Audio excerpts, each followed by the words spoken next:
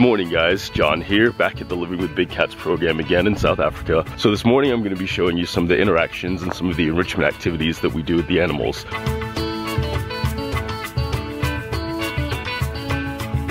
This morning we're going to run some lines on the lure, which is pretty much what you would do with running greyhounds at a greyhound race.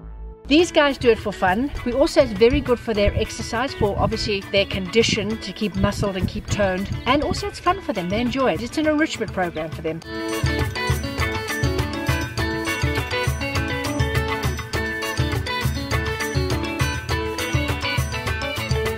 Ready?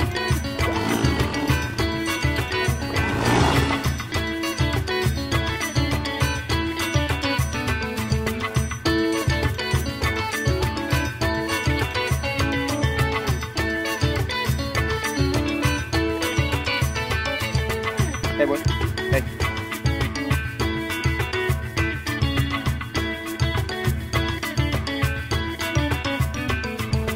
The lions had a good run, and yes, the lioness was actually the better runner. So now we're gonna go get Jasmine and Pi. They're the two rescued tiger cubs that you guys saw in a previous video from last time I was here. Get them a little bit of exercise.